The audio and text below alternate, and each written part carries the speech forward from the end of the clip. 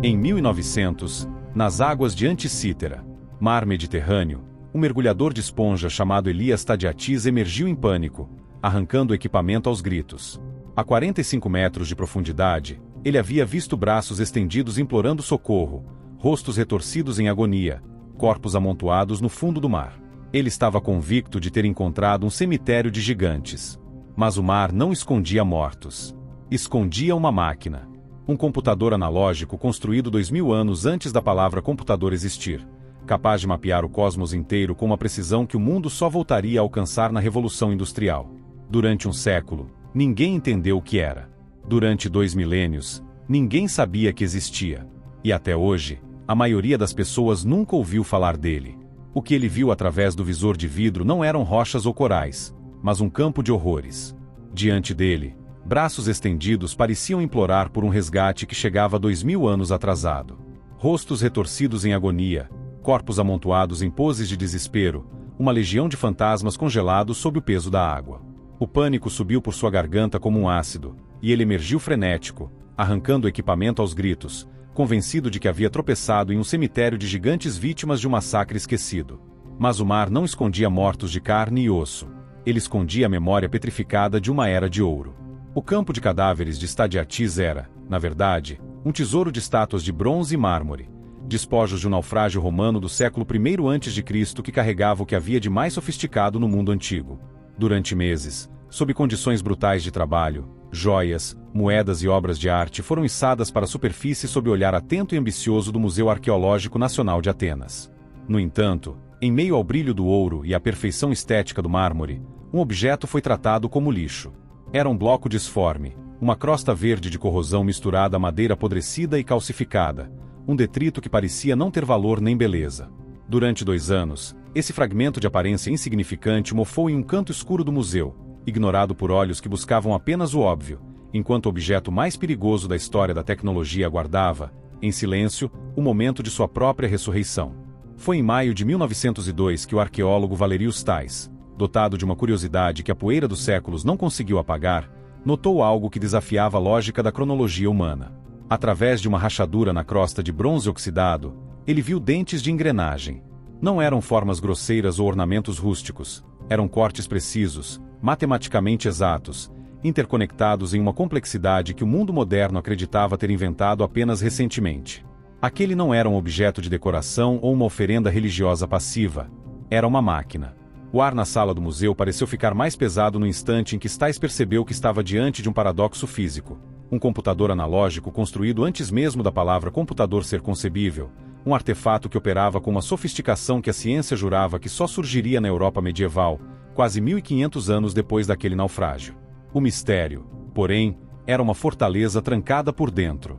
O bronze estava petrificado, transformado em uma massa sólida de rocha e metal que se recusava a revelar suas engrenagens internas sem se autodestruir. Foi necessário esperar um século inteiro para que a tecnologia humana alcançasse a genialidade de seus antepassados. Em 2005, uma equipe internacional levou para o museu um monstro tecnológico de 12 toneladas, um tomógrafo industrial apelidado de Blade Runner. Quando os raios-x atravessaram as camadas de corrosão, milímetro por milímetro, o que emergiu não foi apenas mecânica, mas uma confissão escrita em metal. Milhares de caracteres gregos minúsculos, ocultos por milênios nas entranhas do dispositivo, revelaram-se como um manual de instruções para o cosmos. A máquina não apenas observava o céu, ela o possuía, calculando com precisão assustadora os eclipses solares, as fases da Lua e até o ciclo dos Jogos Pan-Helênicos, transformando a astronomia em uma coreografia de bronze. Mas o maior segredo ainda estava guardado nas lacunas da destruição. Metade do mecanismo havia sido devorada pela erosão marinha, e o lado frontal, o verdadeiro coração do dispositivo, era um quebra-cabeça de fragmentos ilegíveis. Durante décadas, estudiosos debateram se aquilo era apenas um calendário avançado ou algo muito mais inquietante. As pistas estavam em números que não eram metáforas, mas exigências mecânicas, relações matemáticas exatas para os movimentos de Mercúrio, Vênus, Marte, Júpiter e Saturno.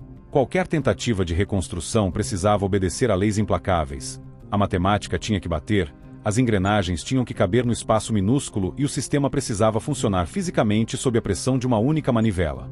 Não havia espaço para a imaginação romântica. A máquina exigia a perfeição técnica que seus criadores originais haviam alcançado nas oficinas de Rhodes ou Siracusa.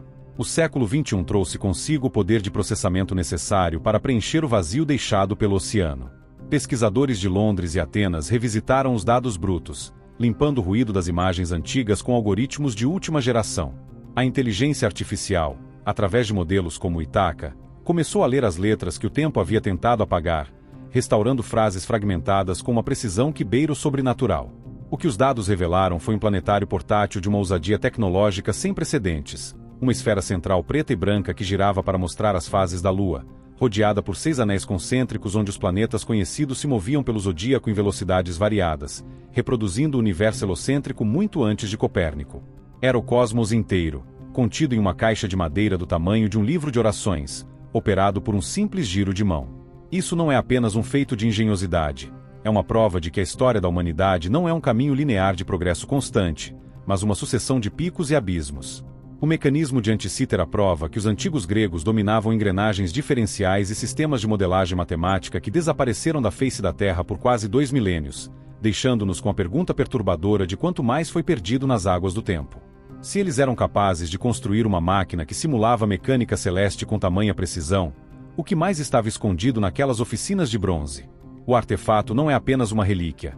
É um aviso silencioso de que o conhecimento é frágil e que grandes saltos civilizatórios podem simplesmente afundar na escuridão, esperando que alguém, milênios depois, tenha coragem de mergulhar para recuperá-los. Durante mais de 100 anos, o mecanismo de Anticítera foi um enigma mutilado, uma promessa de gênio que o mar entregou apenas pela metade. Sabíamos, com relativa segurança, o que ele processava em suas entranhas de bronze e o que exibia em seu verso, um calendário de eclipses e ciclos olímpicos que já bastaria para reescrever a história. Mas o que ele mostrava na frente, o rosto que o usuário grego realmente encarava, permanecia um vácuo absoluto, um silêncio mecânico que assombrava a arqueologia. Para a ciência, o silêncio não é apenas ausência de som. É uma afronta, uma lacuna que exige ser preenchida pela lógica ou pela obsessão. No início dos anos 2000, essa obsessão encontrou corpo em Michael T. Urai, curador do Museu de Ciência de Londres. Urai não era apenas um historiador. Ele era um engenheiro que compreendia que, para decifrar uma mente antiga, não bastava interpretar textos, era preciso sujar as mãos com metal e provar que a metade perdida não era um delírio acadêmico, mas uma máquina viável. Urai mergulhou nos fragmentos sobreviventes com a precisão de um cirurgião forense, analisando cada marca de desgaste e cada resquício de dente de engrenagem. Ele tomou uma decisão que mudaria o curso da investigação. Se os astrônomos gregos modelavam o firmamento através de círculos sobre círculos, os chamados epiciclos, a máquina não poderia ser diferente. Ele começou a forjar engrenagens epicíclicas, pequenas rodas montadas sobre braços móveis que orbitavam engrenagens maiores, criando uma dança mecânica de uma complexidade estonteante. Era um sistema projetado para capturar a natureza caprichosa dos céus, onde os planetas não se movem em linhas simples, mas aceleram, hesitam e, às vezes, parecem retroceder em um movimento retrógrado que desafiava a intuição. Para os gregos, o céu era uma elegância matemática assombrada por imperfeições, e Urai traduziu isso em metal frio. A peça de resistência dessa reconstrução foi o sistema de pino e fenda. Imagine um pino minúsculo deslizando dentro de uma ranhura curva, um arranjo engenhoso que forçava a engrenagem a variar sua velocidade de forma contínua e orgânica, mimetizando a órbita elíptica da Lua antes mesmo de Kepler nascer. Quando Urai apresentou seu modelo funcional, o ceticismo da comunidade científica ruiu. A pergunta será que era possível? Foi enterrada sob o som das engrenagens girando em harmonia. No entanto, o verdadeiro salto para o abismo da sofisticação ocorreria 2 décadas depois, em 2021, quando uma equipe da University College London apresentou uma arquitetura que não era apenas um desenho bonito em uma tela, mas uma estrutura mecânica rigorosa que obedecia a 3 leis implacáveis. As proporções matemáticas precisavam ser exatas. O espaço físico era limitado a milímetros e os eixos não podiam colidir. Essa restrição espacial transformou a reconstrução em um pesadelo de engenharia.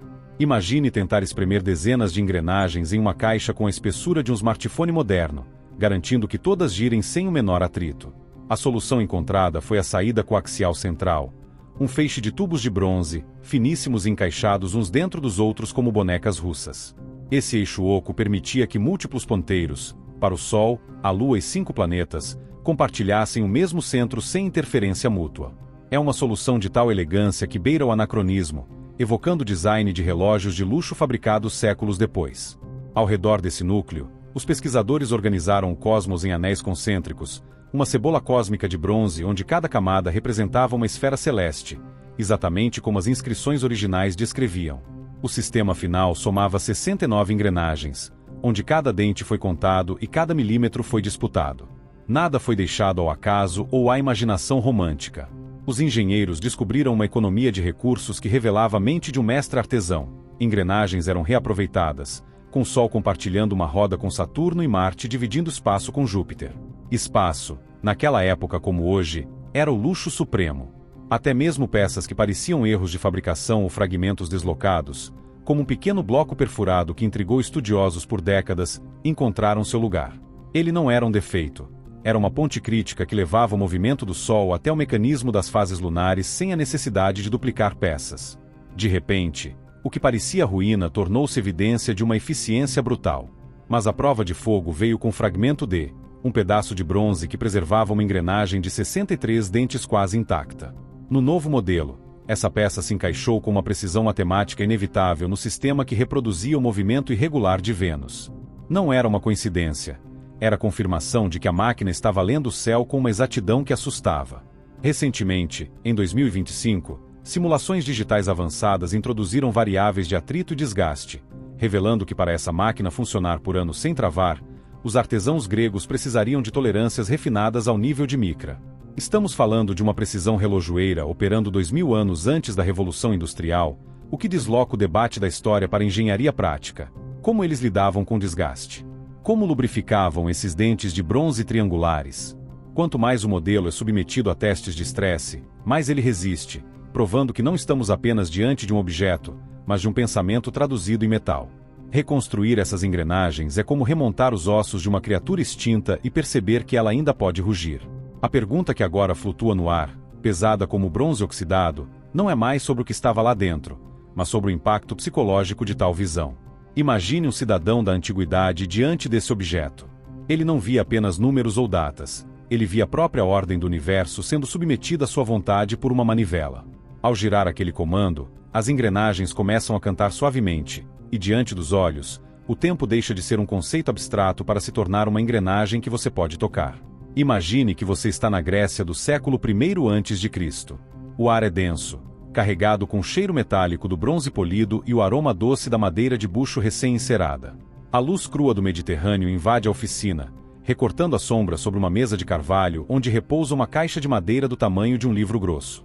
À primeira vista, ela é enganosa. Não possui o brilho ostensivo do ouro nem a imponência das estátuas que adornam os templos. Ela não parece divina, nem parece capaz de carregar o peso dos séculos. Mas, no momento em que seus dedos tocam a manivela lateral e aplicam a primeira pressão, o silêncio da sala é quebrado pelo canto discreto de engrenagens de bronze se encontrando. O universo, até então vasto e inalcançável, começa a se mover sob o seu comando. No centro absoluto do mostrador, uma pequena cúpula representa a Terra. Ela é estática, um ponto fixo em um mar de engrenagens, cercada por uma esfera do tamanho de uma azeitona que é metade alvo, metade abismo. É a Lua. À medida que você gira a manivela, essa pequena conta metálica não apenas percorre o zodíaco, ela respira. Através de um mecanismo interno de uma sofisticação assustadora, a esfera gira sobre o próprio eixo, revelando-se branca na fase cheia e mergulhando na escuridão na fase nova. Não é uma representação simbólica, é a tradução mecânica da luz solar. Cícero, o orador romano, descreveu uma máquina que mantinha a Lua em sincronia perfeita com o Sol, um atraso exato que o mundo moderno considerou, por milênios, uma mera hipérbole poética. Mas ali, entre suas mãos, a prova é irrefutável. O tempo grego não era contado, era coreografado. Ao redor desse núcleo lunar, o cosmos se desdobra em 6 anéis concêntricos, uma arquitetura de camadas que organiza o céu conhecido. Mercúrio, Vênus, o Sol, Marte, Júpiter e Saturno. Cada planeta é uma conta metálica, uma sentinela fixada em seu anel correspondente, movendo-se em velocidades que desafiam a intuição simples. O Sol se destaca com um marcador dourado, uma escolha que não é estética, mas funcional. Em um dispositivo onde 9 elementos celestes dançam simultaneamente, a cor é o guia para evitar que o olhar se perca no labirinto de bronze. Você gira a manivela com mais força, e o Sol avança. Quando ele toca o primeiro grau de Áries, o ar da oficina parece esfriar com a memória da primavera. Ao atingir Câncer, o calor do verão é mecanicamente confirmado. Não há tabelas de papel ou pergaminhos volumosos. O céu é o próprio calendário, comprimido em uma caixa portátil. Mas é quando você observa Marte que o verdadeiro terror tecnológico se revela. O planeta vermelho não se move em uma linha reta e previsível. Ele avança, hesita, desacelera até parar por completo e, então, em um movimento que desafia o senso comum, começa a retroceder. Esse é o famoso movimento retrógrado, o fantasma que assombrou astrônomos por gerações. Na máquina de Anticítera, essa ilusão ótica do espaço é resolvida por engrenagens epicíclicas que orbitam umas às outras, transformando o caos visual em ordem matemática. Quando Marte atinge a oposição, brilhando no auge de seu ciclo, a conta metálica marca o ponto exato. Júpiter e Saturno seguem o exemplo, avançando com uma solenidade pesada, como se as engrenagens sentissem o peso da distância desses gigantes gasosos. Mercúrio e Vênus, por sua vez, permanecem como cães de guarda do Sol, nunca se afastando demais, marcando suas maiores elongações com uma precisão que beira o profético. De repente, um braço fino e serpenteante atravessa o mostrador, o ponteiro do dragão. Ele representa os nodos lunares, os pontos invisíveis onde a órbita da Lua cruza o caminho do Sol. Na mitologia, o dragão devorava os astros. Aqui, o dragão é uma equação de bronze. Quando esse ponteiro se alinha ao Sol dentro das pequenas janelas triangulares do mostrador, a máquina emite um aviso silencioso. A temporada de eclipses começou. Prever um eclipse não era apenas um exercício de curiosidade científica. Era o domínio supremo sobre o medo humano. Quem possuía aquela caixa possuía a autoridade dos deuses, a capacidade de dizer ao rei ou ao camponês quando o sol desapareceria do céu. A máquina transformava o domínio do sagrado em engrenagens previsíveis, e é impossível não sentir o arrepio de quem, há 2000 anos, viu o mistério do cosmos ser reduzido a um cálculo manual. A conexão com a vida terrena é selada pelo parapegma, o calendário de estrelas fixas. Pequenas letras espalhadas pelo zodíaco remetem a placas externas que listam o nascer e o pôr das constelações. Você alinha o Sol a uma dessas letras, e instantaneamente, sabe quando as Pleiades surgirão no horizonte, indicando o momento exato para os marinheiros lançarem seus barcos ou para os agricultores iniciarem a colheita. É a síntese definitiva, a ciência babilônica herdada, a matemática grega refinada e a engenharia artesanal fundidas em um dispositivo que traduz o cosmos em sobrevivência. Não é um instrumento de observação. É um simulador da realidade, uma ferramenta portátil que coloca o universo no bolso de um filósofo ou de um general. No entanto, quanto mais você observa a perfeição desse mostrador, mais a pergunta sobre o seu desaparecimento se torna insuportável. Cada proporção, cada dente de engrenagem, cada relação matemática inscrita nas placas não é um improviso. É o ápice de um conhecimento que não admite erros. Se os gregos dominavam o movimento planetário com tal refinamento mecânico no século I a.C., por que o mundo mergulhou em um hiato tecnológico de quase 2 milênios? Após o naufrágio de Anticítera, o livro da mecânica avançada parece ter sido lacrado e jogado ao mar. Nenhum relógio medieval ou dispositivo renascentista se aproximaria desse nível de complexidade até a Revolução Industrial. O mecanismo de Anticítera prova que o progresso humano não é uma escada constante, mas uma sucessão de picos brilhantes seguidos por quedas abruptas na escuridão. E isso nos leva à pergunta mais inquietante. Se essa máquina existiu e funcionou com tamanha precisão, quem eram as mentes capazes de concebê-la? Existe algo infinitamente mais inquietante do que tropeçar em uma tecnologia avançada no passado. É a percepção aterradora de que ela foi perdida. O mecanismo de Anticítera não é meramente uma máquina extraordinária que sobreviveu ao naufrágio e à corrosão. Ele é uma fratura exposta na nossa linha do tempo, um lembrete desconfortável de que o progresso não é uma escada contínua e segura rumo ao topo. Ele nos ensina que a evolução humana é feita de saltos audaciosos seguidos por quedas abismais na obscuridade. Por quase 2 milênios após aquele navio romano ser engolido pelo Egeu, nada comparável reapareceu na superfície da Terra. Houve um vácuo. Um silêncio mecânico que durou 1300 anos, até que os grandes relógios astronômicos da Europa medieval tentassem, com muito mais volume e menos sutileza, replicar o que os gregos já haviam resolvido em uma caixa que cabia nas mãos. Isso não foi uma evolução gradual, foi um apagão intelectual. E esse hiato nos força a questionar: quem eram as mentes por trás desse prodígio? A pista mais contundente não está nas engrenagens, mas na caligrafia do calendário gravado no verso. Os nomes dos meses não ecoam a Atenas dos filósofos, mas sim as colônias coríntias do oeste da Grécia, possivelmente a região de Epiro. Calendários são assinaturas culturais, impressões digitais de uma sociedade que organiza o tempo à sua maneira. Mas há algo ainda mais profundo. A matemática do mecanismo respira tradições babilônicas milenares, como o ciclo de Saros para a previsão de eclipses. Os gregos não apenas herdaram esse conhecimento, eles tiveram a audácia herética de traduzir a geometria abstrata do céu em dentes de bronze. Muitos estudiosos, ao observarem a elegância da máquina, sentem o fantasma de Arquimedes pairando sobre ela. Embora não haja uma assinatura no bronze, o escritor romano Cícero descreveu, com espanto, ter visto um dispositivo criado pelo gênio de Siracusa que movia o Sol, a Lua e os planetas em harmonia perfeita. Seria o mecanismo de Anticítera um descendente direto dessa linhagem? Talvez. O que sabemos é que o mundo helenístico não era apenas um reduto de retórica e filosofia, era um fervilhar de engenharia de precisão. Alexandria e Rhodes eram centros de excelência onde matemática e mecânica se fundiam para criar catapultas de precisão, bombas hidráulicas e automatos que pareciam ganhar vida. O que torna este objeto singular, entretanto, não é apenas sua complexidade, mas sua miniaturização radical. Estamos falando de engrenagens cortadas manualmente, com dezenas de dentes perfeitamente espaçados, operando em camadas com menos de 1 centímetro de espessura. Uma façanha dessas exige ferramentas especializadas, padronização de materiais e, acima de tudo, uma tradição mecânica estabelecida. Ninguém constrói o mecanismo de Anticítera como um primeiro experimento. Ele é o produto final de uma cultura de fabricação madura, polida e refinada. E é aqui que a história toca a tragédia. O século I a.C. foi um moedor de civilizações. A expansão implacável de Roma, as guerras civis sangrentas e o saque sistemático de bibliotecas e oficinas desestabilizaram os centros de saber. A tecnologia não foi necessariamente proibida por algum decreto sombrio, ela foi simplesmente interrompida. Imagine um pequeno enclave de mestres artesãos, detentores de um segredo técnico que exigia anos de aprendizado prático. Se a oficina é incendiada, se o mestre morre sem deixar sucessores ou se o patrocínio político que financiava o bronze se esgota, o conhecimento morre com eles. Diferente da filosofia escrita, que pode ser copiada em pergaminhos, a engenharia de ponta exige a transmissão direta do saber fazer. Sem essa cadeia de mãos, o segredo da engrenagem diferencial evaporou, deixando a humanidade cega para a mecânica do céu por mais de um milênio. O mais perturbador é aceitar que o mecanismo de Anticítera provavelmente não era único.